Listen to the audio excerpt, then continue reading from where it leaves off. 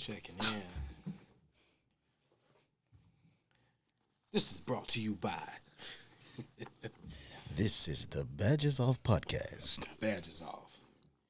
We need to come in and start throwing our badges on the table, man. Let me tell you about this. It's funny because when we started talking about doing the podcast, we was talking about doing stuff like that. Yeah. We probably shouldn't do that, though. No. Maybe not. Maybe not. Just, slide across the table or something. Mm-hmm.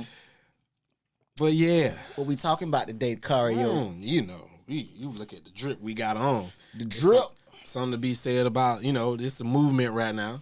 Hey, I went to the FAMU game, the first home game when they played Fort Valley. I had my FAMU polo on, but it was another one.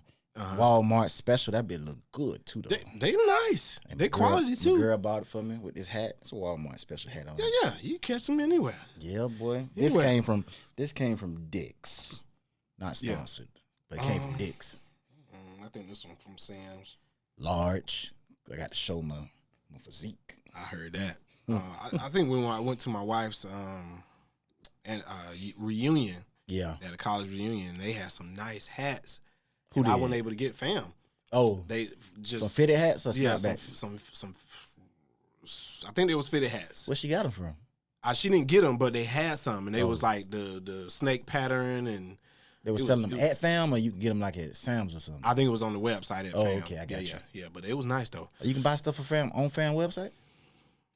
Don't let me lie, but I think you can. So, can you? I'm gonna have to check it out. Yeah, I think you can. They should. It's a shame if they don't. But man, they like I said, I was telling you earlier, they Sam's. Sam's always got it. Them big boy chairs and the recliner chairs. Oh, before that. Yeah. They started selling out before that. They round about. Well, like during the summertime. Round about July. Oh, okay. That's when they stocked up. That's really the best time to get that kind of stuff anyway, though. Yeah. So you already know what you got. Tents and everything, but yeah. So what you think, bro? You think we gonna see it in our span? Our span of talking about the top rise, tier athletes going to HBCUs. Yeah, the rise of the. I think it might be the old regime. I don't know. It's tough to say. Mm-hmm.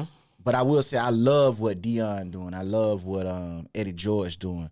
You bring those big names, big NFL names who played at white schools, went to the NFL. Yeah. But they understand the importance of keeping historically black colleges relevant when it comes to sports. Yeah. And not just relevant, but, talented and competitive. Mm-hmm. We don't want to just be FAMU and play Miami every other year.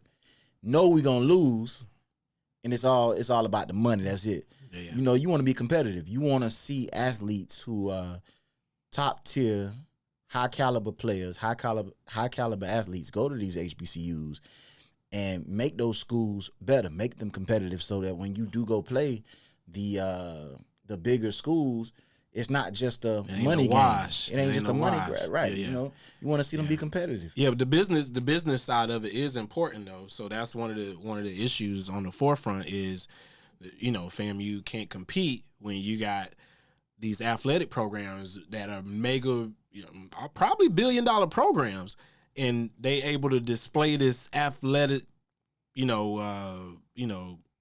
dominance in every aspect, and so FAMU, of course, has business schools and journalism and things like that. And I think the tech program is awesome, but you wouldn't hear about it because it's eclipsed by the sports programs. And in that field, it's billions of dollars that come through that game. Yeah. So. Yeah. HBCUs, the issue is they don't get the money coming into the school that the larger schools do. And a school, let's compare right across the tracks, you got Florida State. The Booster Club is ridiculous, and you can't even compare Florida State Booster Club to that of an Alabama. Really, Alabama Booster Club is something ridiculous. But why though? Money, because those students give back to the school. Not even just that, because FAM students give back to the school, I didn't go to FAM, but I by means of my wife, I know some of the things and the strides that they do make. Yeah. But I also know that Florida State get a little rocky when them boosters ain't boosting because that ball club ain't hitting like it's supposed to. I mean, true. You know what I'm saying? True. I mean, so that has a lot to do with it. Yeah, when the program decides that they don't want to be good, that's when the boosters stop giving. That's when it's not the other way around. The boosters don't stop giving, then the program get rocky. It's you get more booster money when the program is doing well. When the program is doing well, and then also the revenue that you get from having a good athletic program. Those right. Look at the stadium's difference. When schools decide to build a bigger stadium, that's because the fans pouring in there. Right. And you look at those seat costs and those season ticket holders, that's money coming back to the school. And I think one thing we have to understand too is the disparity between a school the size of Florida State, the University of Florida, and Alabama compared to an HBCU. You're going to have double the size in terms of population. So that in itself is more money alone. And this is where I break it down. So you look at the size of Florida State Stadium and what they can hold in that stadium. So not only is it a recruitment tool, you know what I'm saying? Because those athletic programs, they bring in money to support other programs in the school. So when you talk about resources, I use an example. Somebody I know wanted to go, they graduated, and they wanted to go back to school to get their master's, right? The options that they had at the HBCU wasn't as big as the options they had with a PWI. Right. You know what I'm saying? Right. And I think it's the funding for those programs or whatever they pay the teachers for those times. So they looked over here. They didn't have that many options as far as online school. I'm talking about like classes that are being offered in the afternoon. Resources. Right. All those things come into play when you're talking about the athletic program. At least I think. I think it gotta matter. I think it's a lot of things that come into play when you're talking about sports and the success of the program. But at the end of the day, this conversation is we talking about what is going to entice a 3- and 4-star, even a 5-star football player to come to FAMU versus a Florida State. You know, I know Florida State ain't doing that well right now. But we're gonna act like Florida State is 1993 or 1999. I think it's hard because now you got the movement where the players are getting paid off their likeness. That's gonna be another blow to people coming. But somebody's gonna have to go first, right? Anytime anybody goes first, they pie ain't gonna be as sweet as the next people coming in. You get what I'm saying? Right. But I tell people all the time, at some point, nobody was where they at. They built that program off of certain names that came through their school. So you look at Florida State roster, who they had come through there. I even challenged my uncles on this. I said, why did you like FSU at that time when you chose to be an FSU fan? Was you just because you just liked the school, or you was tapped into that program they had? And the players that they had on that program, the baddest boys that came through. Right. Tallahassee was at some of the baddest boys. I ain't gonna say everybody, but they came through Florida State. Right. You know what I'm saying? And that's what made you fall in love with that school. You know what I'm saying? So I think when you start looking at that aspect of it, people realize they could have just Ocho Cinco talked about it on I Am Athlete. He wanted to go to FAM. Imagine. But why didn't he? Oh, he said he ain't had the grades. He ain't had the grades to go to FAM? Yeah, that's what he said. What college you went to again? I can't remember. He went out west somewhere, didn't he? Yeah, I think it was somewhere out west. Like Oregon or something, maybe? He went out somewhere. I don't know. He went to a bigger school. I thought it was a JUCO that he went to, but I'm not sure. At some point he ended up going to a bigger school. Yeah. So grades couldn't have been the issue by themselves, like because you eventually went to a bigger school, because you still had. I'm sure FAMU would have took you once you left your JUCO. I don't know what his path was like, but I think it was different than most people. But like I said, a lot of people would be open to that idea if they knew the history behind it, and so it's like, who teaches the history? Where do we get the history from? Because when I found out the history of FAMU, it opened my eyes. I was like, whoa. Right. You know what I'm saying? All the things that happened, the different strides that they made with Oregon nothing. State. Oregon State? Yeah. But, so, I'm 17 years old. I'm coming out of high school. I'm a 4-star wide receiver. I got Alabama, Florida State, University of Florida, Oregon, Georgia, State. Ohio State. USC. Everybody want me. Right. FAM want me too. And people rolling out the red carpet. Jackson State want me too. Yeah. why should I go to Jackson State, FAMU, BCU over all of those schools? When I've worked my entire life, from the time I was 5 years old and putting on football pads, probably getting 3 and 4 concussions in that career. Don't say concussion. You know what I'm saying? Why should I test the waters? Why should I be the Martin Luther King of football and go to this school and possibly hurt my chances of going to the NFL? So I heard very great arguments, and I heard if you got the talent, no matter what school you go to, they're gonna find you. Yeah, I did hear that. Now I do know there's a certain part of developing, which if you coming out of high school, you're gonna be a lot of times the star athletes, like you said, they're gonna be going to these Nike camps, these training camps coming out of high school. So your off-season training gonna be it's gonna be a next level thing. So you're gonna be getting that exposure and that experience. And then there's also, the high school All-American game. If you got anything about you, you're gonna be getting invited to those areas anyway. But at the same time, you choosing to go to FAM, people are still gonna see you. They still gonna see what you got, and then you still may get a shot to show what you can do. You spoke of development, yeah. But your 4 years while you're in college, if you do 4 years, is the development at FAMU going to be the same as if you were at Florida State or Alabama? It might not be. Why? Because they don't have the resources. Okay. Right off bat. All right. Off bat. So, but you being there uh-huh, creates not just opportunities for you, right, but opportunities for the community and those who gonna come after you. That's the sacrifice I was talking about. So but should a 17-year-old kid be responsible for making that sacrifice? Yep. And a kid who come out of the gutter, come out of the projects, who ain't never had nothing, you mean to tell me that a 17-year-old kid should risk his entire future and take the chance to go to FAMU over a big school where he's gonna have way more resources, where his pathway will potentially, not factually, but potentially be made easier to get to the NFL, where he can make millions and get his mom out of the projects? Should he be responsible to carry the weight of an entire race of people? Because that's what we're talking about. When we talking about football, we talking about black folks, bro. Yeah. We talking about black people play football. That's true. Are white kids playing football more these days? Yes, but we talking about black kids. We still, as far as the NFL level, we still 85%. Right. So that's a tough question, man. It's hard because as a parent, I'm a parent, you want the best opportunities for your child. But also you have to instill in your child a sense of culture, a sense of pride, a sense of mindset, a sense of community.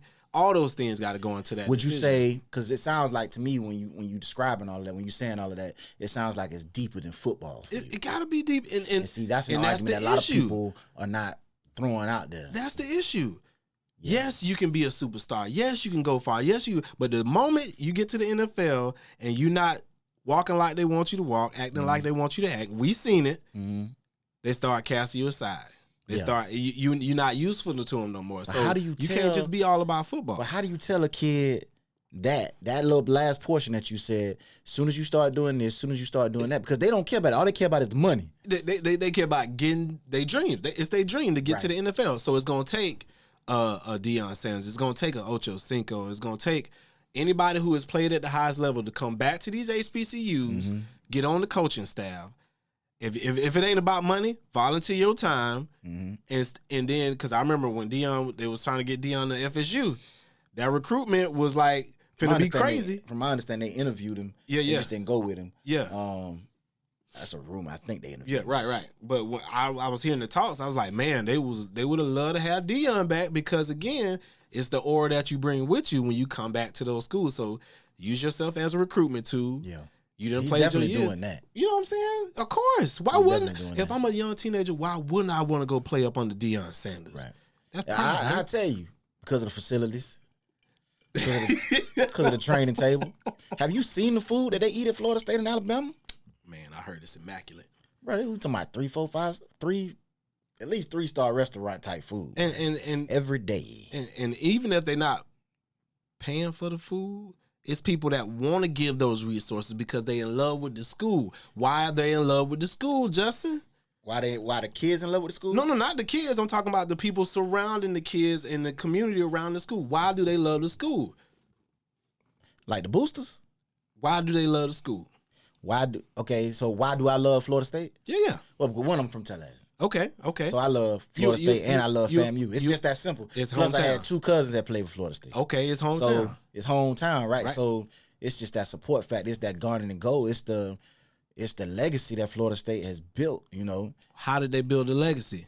They built it with football players. African-American football players. Is that the answer you looking for? I ain't trying to tell you what to say. I'm just saying, why do most people fall in love with a particular team when you talk about college sports? I mean, a lot of it is just hometown stuff. Hometown. Like, if you from Alabama, you only got 2 schools. Alabama, Auburn. Which one you want? But what else made you fall in love with that same school? I mean, people love football. People love football. I mean, I think it's just as simple as loving football and it's the team you choose to like. And I mean, I don't think there's anything. I mean, you got I'm trying to think of a losing team. Georgia ain't won a national championship in years. You know what I'm saying? But people from Georgia love Georgia simply because they from Georgia. They competitive. They ain't no wash school now. They always competitive, but competitive don't get you nowhere. Yeah, Until you win. Yeah, do. You got It to win, keep you at a certain status. It do, but I mean, they're in the SEC too, so. But they still ain't won that. That's a tough conference. Georgia ain't won the SEC and win. I don't know, buddy, but all it is. It's just if they had to play, okay, let's break. If they had to play FAM, Georgia clearly has a superior dominance on their side as far as the that's caliber. Apples and oranges, though. That's my point. That's like, why is that? Division 1 AA. Why is that? And so same thing with the schools up north. Yeah. A lot of times they be, highly praised up north or out west, but when they come to the south, where do the athletes reside? You know what I'm saying? It's different. So what's the point you trying to make? The point I'm trying to make is it come back to the black player, and there's a history of this when even the Jim Brown story, like we was talking about earlier, when the black athlete was able to cross over into PWIs and they realized these kids are superior athletes, right? At this same age, we need these kids to win. We need these kids to win. Yeah. So there was a funneling system that opened the floodgates, and at one point it was for kids to get a better opportunity for themselves and their families. Right. But now we at a crossroads where our HBCUs might be struggling, closing doors, and you know what I'm saying? It's like because the HBCUs don't produce a quality of football that the PWIs do because the PWIs have the better athletes. It's just that simple. It's just that simple. So the question is, what do the black colleges need to do to get those athletes to come to their school? What can they do? Like you said, like I said, it's going to have to be a sacrifice. What can you do when you already behind? Are you asking what can you do because you don't know? Or are you asking because you know what, and you're just looking for me to come up? If you got 2 kids, one can go to this school and one can go to this school. What quality athletes are they? Oh, they top tier. All right, top 2 athletes. One go to black college, one go to PWI. One go to PWI, right? All right. No. All right, I'm following you. So here's what I could do for you. Yeah. At this program, I could offer you a great education. You're going to love the campus. You're going to be educated. You're going to learn about your people. You're going to have genuine love, and people going to care about you. The professor's going to know your name. But how important is that to people? My point exactly. It's not. It may not be that important for that guy. Especially a 17-year-old. No, he want to. I'm be real. 17-year-old don't give a god doggone. Especially when he already know the schools around him are offering certain things. Right. You know what I'm saying? And then you got this other guy. He finna get the red carpet laid out for him. Right. You know, they do that. I can't say what they do that. What they offer these kids, but I know from what I've seen, they get a decent go at life. Yeah. Where they ain't got to worry about going to work. They ain't got to worry about nothing. They meal programs. Can't go to work. NCAA don't allow you to work. Exactly. So my point exactly. So schools got to take care of you. So it's gonna take this. This is what it's gonna take. It's gonna take somebody like LeBron James. Somebody who I don't know too many. But what does LeBron James, who is already NBA, what does he do to help the situation? He's spreading the message. He's wearing the clothes. He's doing partnerships, which is good. But it's gonna take his son. It's gonna take D Wade's son. It's gonna take the sons of somebody. We talking about basketball now. That's a whole other thing now. North Carolina, Duke. Yeah, is they football team. You can do one and done in basketball. Is that? But it still helps. And listen. It still helps. If there's any sport, yeah, that it should be happening in, is basketball. Because if you come out of high school in basketball, Zion Williams, he didn't have to go to Duke to be Zion Williams. Zion could have went to FAM and still would have went to the who he played for, the Hornets. Or who did he play for? Yeah, I ain't no basketball guy. But my thing is with him too. You went to Duke, and I'm not trying to call this man. You went to Duke to play with other 5-star athletes when you had the chance to go to another school to be a dominant. Bro, you could have. Hey, you know what I'm saying? Listen.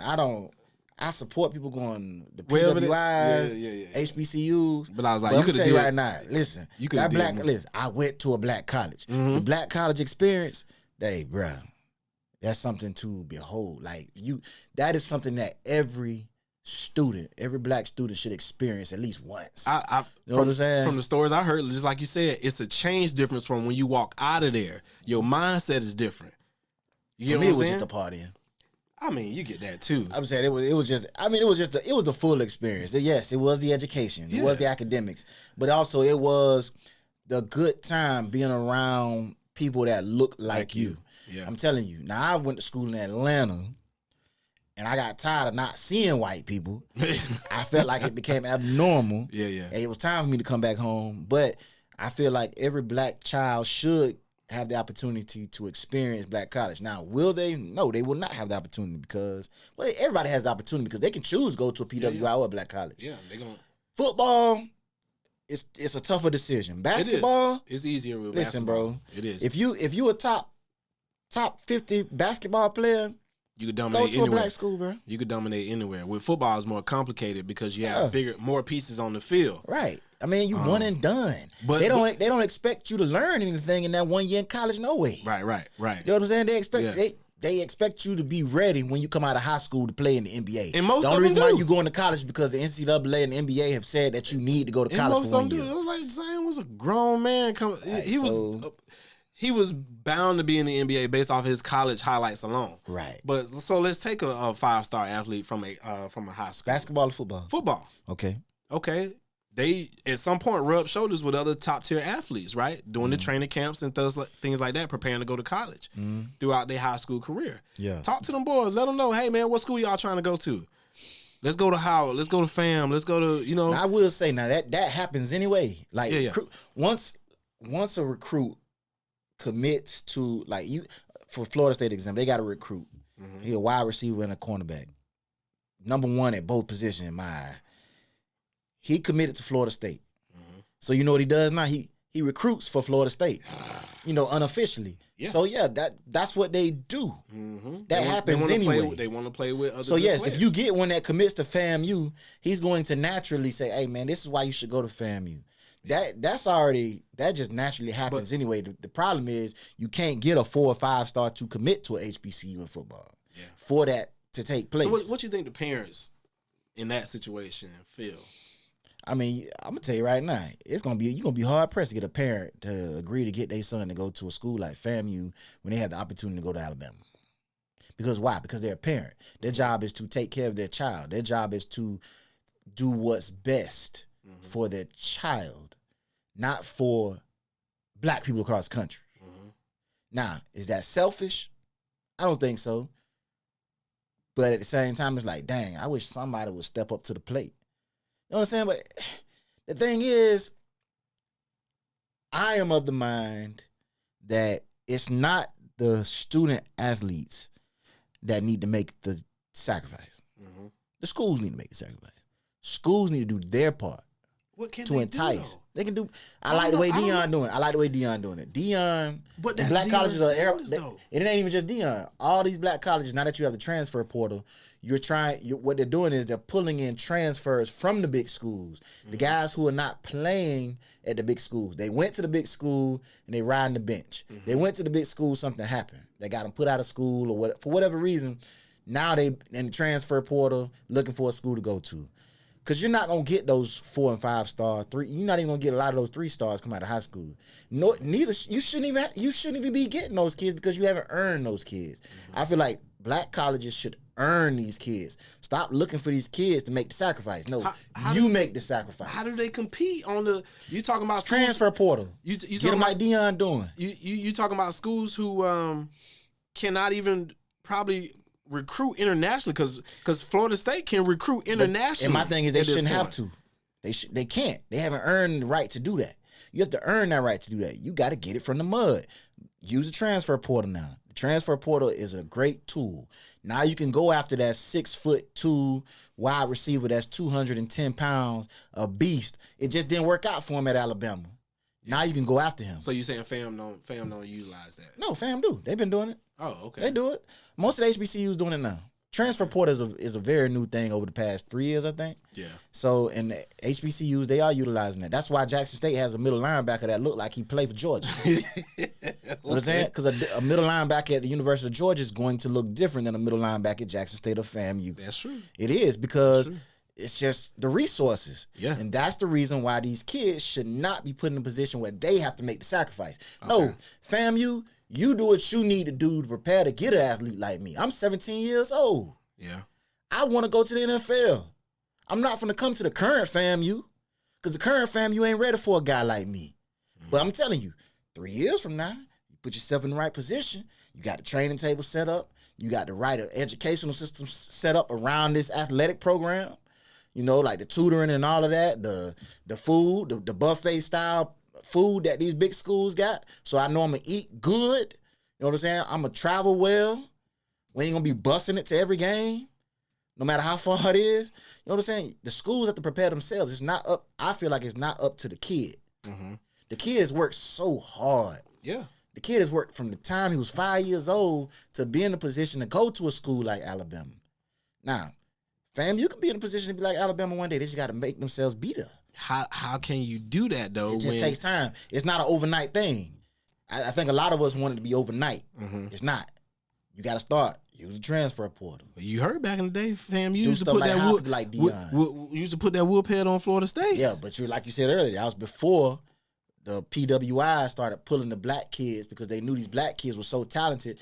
Alabama needed to win games, and big schools needed to win games. I'm gonna go get me a black kid. Mm-hmm. This kid can run. This kid can hit. So you pulling the rug out from under them now. That's what they did. Okay. That's so what how do we get business. that back? How do you get that back? From the mud. No. Because like you said, the responsibility has always lied with the athlete. You get what I'm saying? And the opportunity. So but now the opportunity just went to the schools that provided them a better opportunity back in the day. So we thought. Which it did. So we thought. That's why the NFL full of black people. Big facts. Shoot. Big facts. And the fact that they allowed black people to be able to play in the NFL. Right, exactly. But I mean, yeah, I mean, you can't expect the kids to make the sacrifice. It's just not. It's not fair. So you don't think the program will change overnight if we get? Oh yeah, it will. 10 players of the top recruit. Yeah. That's what I'm saying. So that's the decision at the end of the day. That's the thing. The thing is though, even when you get those kids to come to the school, let's say let's say you get 10 kids, okay. 10 four-star athletes to come to FAMU. Okay. All right. Mm-hmm. They still not gonna have the resources. They're not gonna have the resources, but they may have the talent. Those 10 kids had to be the sacrifice. They may have the talent. Off rip, they may have the talent. Yeah, to win. And that's gonna be the difference. We talking about the talent to go to the NFL. Because winning and going to the NFL are two different things.